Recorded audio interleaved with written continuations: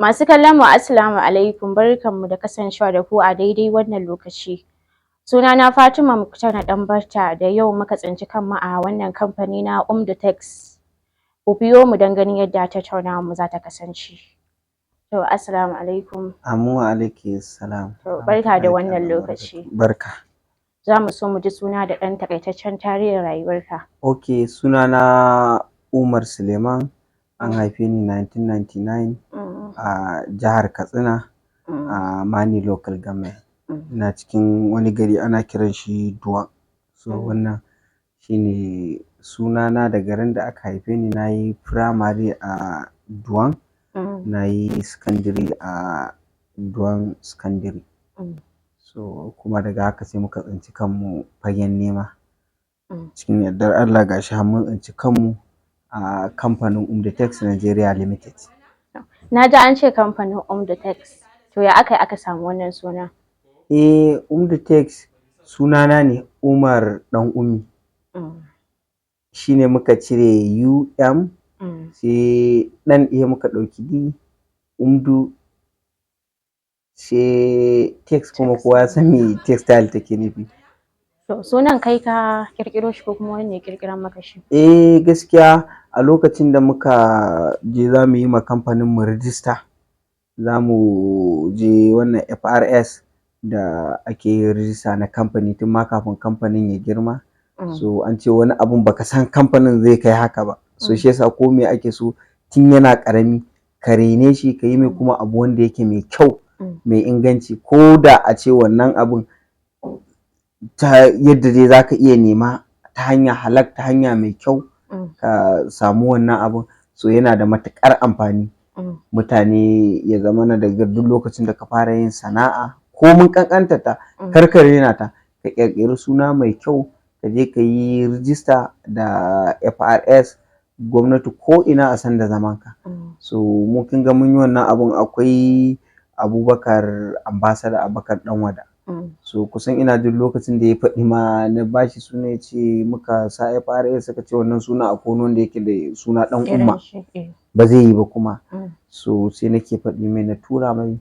So wannan sunan shi ya ƙirƙirar mu shi, sai ga to ai a cikin Umar Dan Umma ɗin, Umar Dan Ummi, to bari a cire Umdutex ɗin a ciki. So anan muka cire Umdutex. Tun sunan ba ma jin daɗin shi, gashi yanzu sunan kowa yana jin daɗin sa ma, duniya kowa ma ya saba. Masha Allah. Ya kai ka tsinci kanka a wannan sana'ar da kake yi?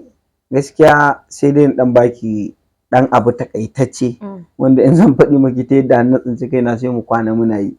So na dai fara da sayar da ruwa, kuma na fara yi wa mai kamfanin Lislama aiki. Shine mai gida na Alhaji Auwalu Lislama, kuma kullum mukan yi masa addu'a Allah Ubangiji Subhanahu wa ta'ala ya ƙara inganta rayuwarsa kuma ya gina mashi ƙaton gida a gidan aljanna. Saboda duk abin da mun aka faɗi sunan shi ma sai dai addu'a. Addu'a kawai muke iya yi mai, saboda kin san an ce ƙaramin abu shi kake iya yin ma godiya, amma abu in ya girma ba za ka iya yin godiya ba, sai dai addu'a kawai. Masha Allah. To a hankali kuma muka tsinci kanmu a kamfanin Umdutex. To misali ka ce mun da sana'ar ruwa ka fara, to ya aka ka dawo wannan sana'ar da kake yi? Shine ne maki magana, na fara yi wa mai gidan nawa Alhaji Auwalu Lislama aiki. Daga baya ina mai aiki a shagonsa, kuma ni ma ina da yara wanda suke siyan man da ruwan. A hankali ɗan abin da nake samu ina adanawa. Na zo kuma na buɗe shago, saboda lokacin da na fara ma ina jin bai fi 300 da ɗan wani abu muka fara jari. Sai kai kamar shekara nawa? Ba a jima ba sosai, bai fi shekara 5 ba zuwa 6 haka, in dai ban manta ba. Ina jin a lockdown ne, bayan lockdown ne muka fara buɗe shi. Ni ba na zauna gina Umdutex ɗin ita kanta bai fi shekara 2 kenan gina ma kamfanin Umdutex ɗin, amma sunan dama muna da shi, kuma muna da ƙaramin shago wanda ƙanina manajan mu na yanzu su ne a gurin sukan ɗan yi abin da na je can a shagon na ɗan samu, da kuma nan wajen ruwan na wasu yanzu tun ma ba a ciniki a gurin, sai yanzu ɗan abin da ni nake samuwa shi nake sallama su. Insha Allah. To misali yaranka nawa a wannan kamfani? Gaskiya suna da yawa. wanda za mu ce muke iya biya kullum kusan muna da yawa gaskiya, mun tafi mu kusan 100 amma ba mu kai ba. Kuma kowa da aikinsa da yake yi. Kowa da aikinsa, a yadda kika shigo duk kin gansu. Wace irin nasarori ka samu a cikin wannan sana'ar taka? Nasara gaskiya ba zan iya lissafa nasarar da na samu ba, amma abu ɗaya na fi ƙara jin daɗi da shi, ta yadda zan ga matasa da yara ƙanana su zo nan kamfanin su yi aiki, wasu su ga ɗan abin da suke samu suke ƙoƙarin su taimaki iyayensu da shi. Kuma cewa yadda muke shigo muka zo da zamani na irin social media, za ki gani yanzu in muka saka bidiyo sai ki samu comment 200, wannan comment 200 ne fatan alkhairi da ƙara ba mu ƙwarin gwiwa yin wannan kasuwancin namu. Misali kukan yi posting a dandalin sada zumunta?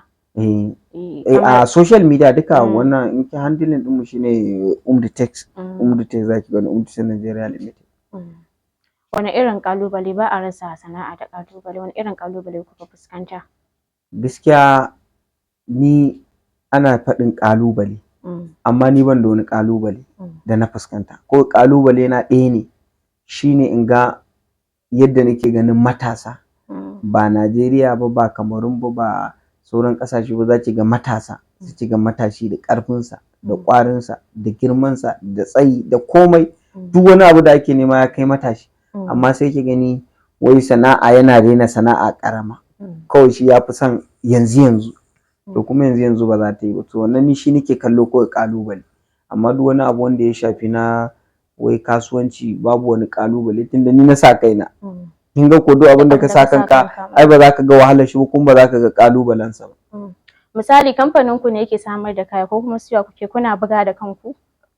A'a, ai duk Najeriya ina tunanin babu wani kamfani wanda yake shi yake yin kaya standard, sai dai ya zama na cewa in ma kai kake buga kayan to material din a wani gurin kake siya. So amma dai gaskiya kayan mu direct daga buhu sai tukunya, kin san Hausan ko? To daga inda aka sarrafa shi sai shagon. Kin ga shine ai daga buhu sai tukunya. Kin ga daga ina idan wato kin ga ki koyi Hausa da yawa. To misali wannan irin shawara zaka ba matasa ba su zaman banza? Shine abin da zan ba wa matasa shawara, su tsaya su jajirce. Dan Allah dan Annabi muna roƙon matasa, dan Allah dan Annabi su tsaya su jajirce, tun mun kankanta sana'a kar a raina ta. Insha Allahu akwai nasara a cikin sana'o'i da yawa, so amma rashin jajircewa mu shi yake ba mu matsala. Sai kaga mutum ya gina sana'a, ya gama shan wahalar gina ta, ya zo lokacin da zai samu amfaninta sai ya bata, sai kuma wani shi kuma yana zuwa sai Allah ya taimake shi sai ya haye. So wannan muke ƙara ba wa matasa shawara, a tsaya a jajirce, a ci gaba da nema, ko a ina kake a jajirce, musamman harkokin kasuwanci da kowane irin ma abu da mutum zai yi, ya zama na cewa duk abin da ya san bai saba wa addininsa ba, in ma Kirista ne kai ma abin da bai saba ma addinin ka ba na kowane irin kabila da kuma addini. So da Allah a dage ga wannan abin kuma a ci gaba da jajircewa. Akan ga fuskokinka a ƙasashe irin su Kamaru, me yake kai ka irin wannan ƙasashen? To Kamaru kusan zan ce ni gida ce a gurina. Dalili na kuwa shine ina jin tun ina sayar da ruwa muke ganin 'yan Kamaru su zo su yi sayayya, wasu ma mu ɗaukan musu dako, har Allah ya kai lokacin da ina ƙarƙashin wani su zo gunshi su yi sayayya, kusan rabin customers ɗinsu shi ma su ne. Kuma ni ma har Allah ya kawo ni na gina kamfani na, ya zama da kuma ina mu'amala da su. To wannan dalili yasa na ce maki su ma kamar 'yan uwa ne ni a gurina. Akan ganka kana raba kujerun Umara, misali zaɓa kake yi ko kuma wanda ya cancanta kake bawa? Wannan ko kuma irin sai dangi haka? No, a ina jin duk kusan wanda kika ga fuskokinsu an ba su, sun samu nasarar samun wannan kujerar Umara.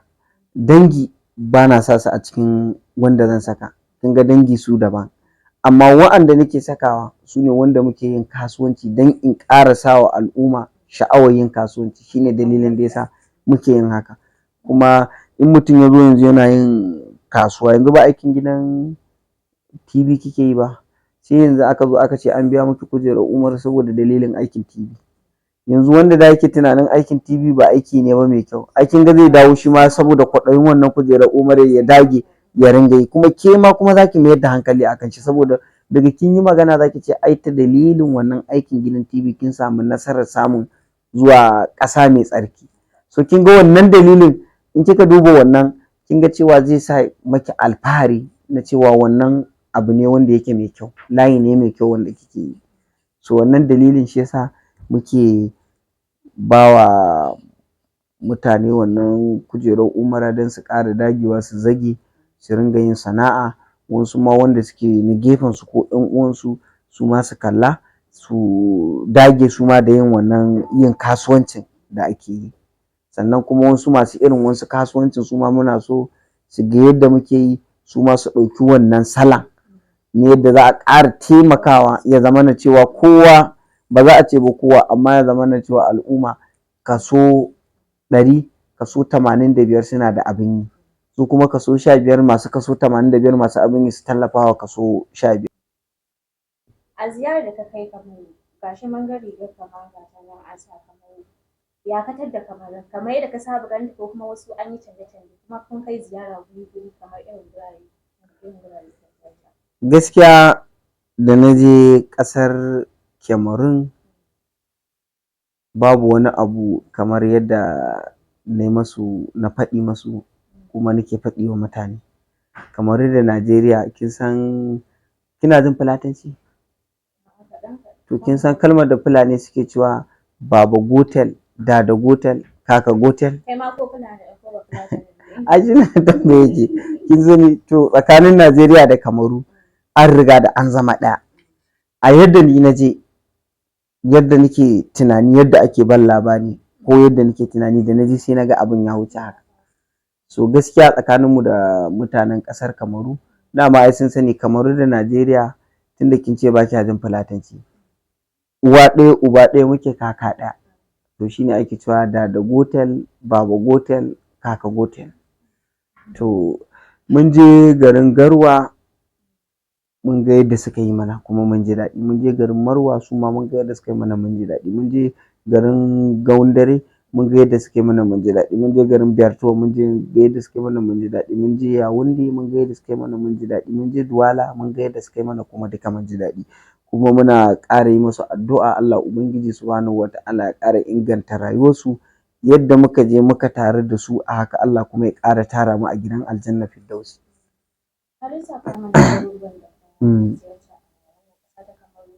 Al'ummar Kamaru wasu sun yi ɗan koke-koke sun ce da ka isa wannan ƙasa ba ka neme su. To ai kin san shi ɗan adam Allahn da ya halicce shi ma wani lokacin bai iya baranta namu.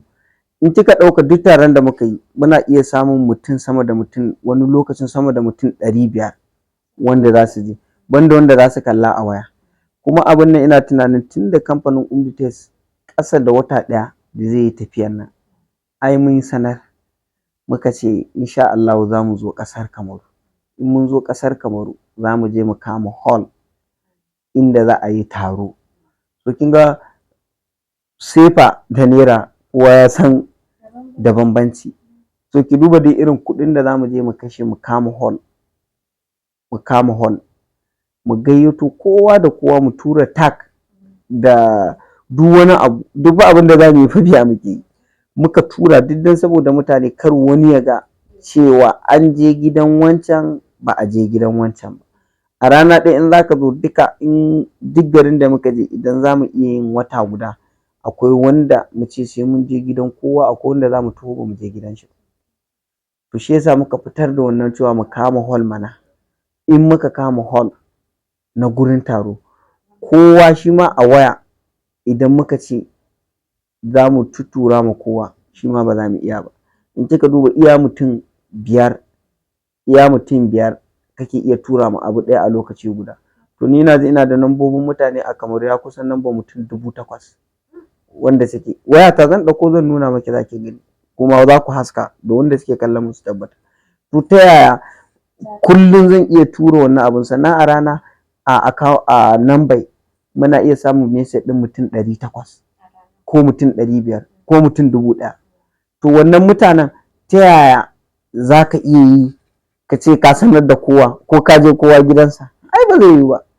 So muka zo muka kama wannan gurin, sannan bayan wannan muka bi wata hanya da ta sauƙaƙawa ta zamani da ta zo, misali irin su TikTok. Idan in kai posting ɗin abu ɗaya, sama da mutum miliyan 100 za su iya kalla ƙasa da awa ɗaya in kana da wa'annan wanda suke kallon wannan abu. To sai muka ce mu sa, sannan kika ɗauki Instagram shi ma idan ka saka kowa zai gani. Sannan muka ɗauki group ɗinmu na WhatsApp wanda muke tura kaya suke gani, kowa aka tura. Sannan wanda suke da number ta zan yi status duk garin da zamu je cewa za mu yi taro a can. So kin ga ni dai a matsayina na ɗan adam, duk wata hanya da zan iya sanarwa wanda suke faɗin complain akan cewa ban neme su ba, kin ga nayi. To shi kuma ɗan adam tunda yana da baki ba za ka iya hana shi ba yayi magana. Amma dai mu mun san har ga Allah duk wata hanya da ake bi a isarwa da mutum saƙo an mai. So amma duk da haka wanda suke ganin an masu ba daidai ba muna neman yafiyarsu, su yi haƙuri. Wata rana insha Allahu idan an zo za a neme su. Tunda da yawa akwai wanda zai ji ya ce ni Umar ɗan Ummi da ni ya zama wani abu. Kin gane? Kuma in ka bibiya ni ina bin misali ana samun wasu sai ki gani cewa ma akwai wani matsala ko na kuɗi ya haɗa ka da shi, cewa wannan kuɗin ka ban mai. To amma kuma shi zai zo ya ce wai shi ne ma ya kai ka wannan matakin da wannan, tunda shi misali Allah shi yake kai bawa inda yake. Dukan mu gabaki ɗayan nan ai muna yin zaune a nan, ba mu san abin da Allah zai mayar da ke gaba ba, ni ma kuma ban san abin da Allah zai mayar da ni gaba ba. To abin da nake roƙon mutane a nan shine in ka ga abu ko da an ɓata ma, ka nemi wanda ya ɓata ma, ka nemi yafiyarsa. Shine abin da addini ya nuna mana, cewa in na ɓata ma ka kira ni, wani abin da kai min baka kyauta ba, ni kuma sai in baka haƙuri. Kin ga cewa mun wannan ɗin nasu, amma ka je ka ce ma wancan kaza wannan duk ba daidai ba ne ba. So kuma muna neman yafiyarsu ga cewa mun zo ba mu samu dama ba, tunda in mun je gurin nasu lada za mu samu, ai zumunci muka aikata. To da Allah ku yi haƙuri, kuma muna ƙara tuba, kuma muna ƙara ba ku haƙuri. Wani lokacin idan za mu zo insha Allah za mu ƙara yin yadda za mu ga cewa saƙo ya ƙara isan mu da kowa da kowa, saƙo ya ƙara isan mu da kowa da kowa, yadda kowa zai gani kuma yadda kowa ba zai ƙara yin complain ba, wanda idan mutum ya yi complain za mu ce to laifinsa ne. Sannan insha Allah maybe ƙila a lokacin an samu wani ci gaba wanda zai iya zuwa na zamani, wanda za a ce wannan namba 8000 ɗin nan a lokaci guda za ka iya harba musu message a ƙanƙanin lokaci kuma za su gani, kuma ƙasa da lokacin da za a iya yin taro. Duk inda za mu je next idan za mu yi ƙoƙari mu gani in Allah ya ba mu iko na cewa lokacin da za a yi taron ma, ko da a ce ba ka yin WhatsApp, idan muna da number ka za mu yi yadda za mu iya mu ga mun harba ma message ya je a gurinka. Amma dai cewa in za mu ce za mu je gidan kowa ba za mu iya ba, shi ne magana ta gaskiya. A ƙarshe wani irin mataki kake so ai kamfanin Umdutex duk wani mataki da muke nema Umdutex ya ji. Ba wani abu da muke, wanda matakin da muke ƙara nema gaskiya ya kamfanin mu ya ji. Kawai abin da dai muke ƙara so mu ƙara wayarwa da matasa kai, a dage. Mu matsalar mu matasa, su ne matsalar mu. Misali kuna da kamfani a wasu garuruwan? No, ai kamfanin Umdutex shi mu a tsarin mu ba ma bi, ba sai dai a biyo mu ba. Abin da muke nufi, idan yanzu kana Kamaru, kana Garwa, sai ka buɗe shagonka kana yin kasuwanci, to me ribar kamfanin Umdutex? Kai da kake zuwa ka siya, yaranka suna zaune a gurinka, su ma za su samu wani abu. Sannan wanda zai zo zai siya, kai ma za ka samu wani abu. To me ribar kamfanin Umdutex? Shi kuma ya bi ka san inda kake sayarwa. A kin ga an lalata kasuwancin kenan. Ai bin customer ba abu bane ba wanda yake, amma fa ban wai kuma ina challenging din wanda suke bi ba, amma dai ni a gani na, a tsari ma na kasuwanci, iya ilimin da Allah ya sa na samu na kasuwanci, bin customer ba abu bane ba mai kyau. Saboda duk inda ka je kai da kanka, kaman gini ne, idan ka tashi za ka hawa 4, sai ka ɗauki rodi namba 1 sai ka sa shi a ƙasa. Kin ga za ka yi ta gini sai ka gama wannan hawa 8 ɗin duka. Ka yi filista, ka yi komai, ana magana tarewa, ko kuma ka tare ɗin ma kana ciki sai ya yanke yayo ƙasa. Kin gane? To amma idan ka ɗauki kuma namba 10 ko namba 20 ko namba 60 sai ka saka sai kai hawa 3. Kin gane? Baka da halin da zaka ƙara yin wancan sauran hawa 5. Kin ga kana yi kana samu a nan gun hankalinka a kwance, ko da a ce duk shekara biyu kake ƙara wa'annan hawan, kin ga cewa za ka yi wannan hawan a ƙanƙanin lokaci, za ka zo ka iya yin, in hawa 100 ake yi sai ka zo ka yi hawa 100 baka da damuwa. So mu gaskiya amma iya Najeriya ma ba wai ma Kamaru ba, ko a Najeriya ni ban da wani ra'ayi na buɗe shago wani state ɗin, sai dai gu ɗaya Abuja, wannan muna da maybe shi ma ƙila ba wai lalle ba ne ba, shi ma babu ma lalle. So amma dai irin wannan duk wani state gaskiya kamfanin Umditex ba shi da ra'ayin buɗe wani guri a wani state ɗin gaskiya. To saƙon da nake da shi, mata, maza da yara da zawarawa da 'yan mata da duka sauransu, to abin da muke ƙara miƙa saƙo a gare su cewa shine musamman harkar kasuwanci akwai albarka a cikinta, akwai albarka a cikinta kuma akwai nasarori da yawa a cikinta. Abin da nake nufi shine a nan, iyakaci yau ba gidan TV ne ba kuke da shi, yanzu gidan TVn gurinku iya mutanen da suke kallar irin abubuwanku da kuke iya kawowa mai kyau, za ki ga cewa saƙo kuke isarwa ga wanda bai san abu ba zai san abu a ƙanƙanin lokaci, sannan kuma wanda bai da ilimin abu zai sami ilimin abu a ƙanƙanin lokaci, sannan wanda bai da yin lissafin wani abun ma ko ya zama wani abu ma a rayuwa, so kin ga ganin wannan saƙonnin naku da kuke isarwa shi ma sai ya zamana ya samu wani samun yin ƙoƙarin shi ma ya ga ya zai zama wannan abun. Kamar mu yanzu a social media, ni lokacin da na fara yin lokacin da muka fara shiga irin muke yin tallace-tallace musamman a TikTok, akwai wannan Hajiya Farida FMK, ita nake ganin tana yi, naga tana yi kuma naga cewa akwai lokacin da ma ni muka je, na faɗi mata ita ma mun yi magana da na je airport, mu mun jima za mu tafi Lagos, sai muka ga ita sama da mu kusan 100, ita kuma ta zo a late, amma tana zuwa gudu ake yi wannan ɗin nasu su karɓo passport ɗinta ma ita a buga mata a yi mata boarding pass ta tafi. Saboda me? Saboda social media da take yi kuma take tallata abinta kuma take burge mutane. So kin ga cewa sai naga to ni ina namiji, ita duk da za a ce maybe ta haife ni kamar uwa ce ni a tattare da ni, cewa to ni ina namiji ita tana mace, to ni ma ai zan iya kwatanta irin abin da take. Har ga Allah ita naga ta fara yin social media na kalla. Social media da muke yi mun samu nasarori da yawa, tunda ko ni yanzu ba zan iya yin tafiya ba wadda take darajar minti 10 ban samu wanda ya sani ba, wannan ma arziki ne. Kuma in nayi bidiyon abu a baya na faɗi miki mutane sukan yi fatan alkhairi su yi addu'a, so wannan ma nasara ce. So kin ga cewa duk abin da ni na samu ta sanadin naga wani yayi, ni ma na kwaikwaye shi zan faɗi, shi ma ya ƙara jin ƙwarin gwiwa kuma ya ƙara zage dantse cewa ya taimake, saboda duk abin da muka yi cewa na alkhairi idan ka yi wani ya zo ya kwaikwaya, kai ma fa a wannan ladan alkhairin kana da shi, sannan kuma in kai akasin haka na sharri shi ma wani ya zo ya kwaikwaya, so shi ma kana da kamashinka. So wannan dalili gaskiya shine dalilin da ya sa muka riƙe social media, kuma alhamdulillahi muna ƙara ganin nasarar social media. Masha Allah. Alkhairi ne. Masu kallon mu kun ga yadda tattaunawar mu ta kasance da Umar Suleiman, mamallakin kamfanin Umditex. Kasance da mu a wani lokaci idan Allah ya